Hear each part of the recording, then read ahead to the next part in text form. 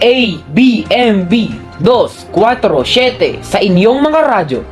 Tunay at tapat na radyo para sa Tanawenyo. Hatid namin ay totoo at inyong maaasahan sapagkat ang aming serbisyo ay walang pinapanigan. Walang pinoprotektahan, kami ang inyong lingkod, ABMB 247.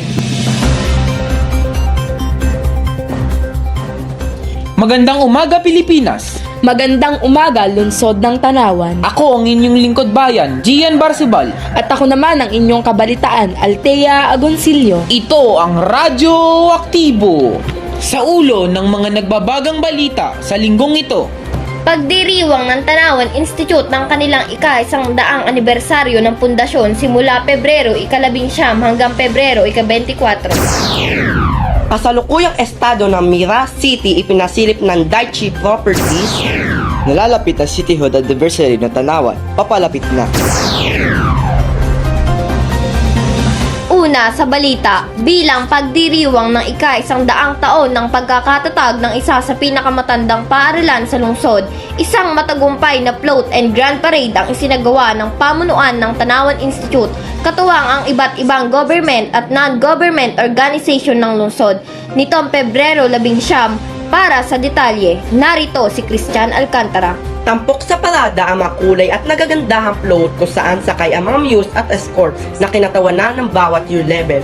Bukod sa float parade, ibinida rin ng mga Tanawenyo mag-aaral ang kanilang street dance performance. Bilang bahagi ng programa, ang nasabing parada ay binaybay ang kahabaan ng Mabini Avenue, Tanawan Crossing at JP Laurel Highway mula DMMC hanggang Tanawan Water District. Ito naman Pebrero 22, dinagsan ng mga mag-aaral ang inhandang free life concert ng Tanawan Institute bilang pagtatanghal at pagkanta ng Magno Twins at ni Joseph Aldana. Nito namang kahapon, naghahanda na sa Plus Mabini ang mga alumni ng Tanawan Institute para sa isasagawang Grand Alumni Homecoming Parade sa lungsod ng Tanawan. At nagsisimula na din ang rakrakan ngayong gabi sa Plaza Mabini na regalo ng Tanawan Institute Alumni Association para sa mga Tanawenyo ngayong centennial anniversary ng paaralan. Princess Manzano nagbabalita. Maraming salamat, Princess Manzano. Kasama naman si Daiichi Properties, President and CEO Miss Charmaine Uy sa bagong proyekto ng Tanawan.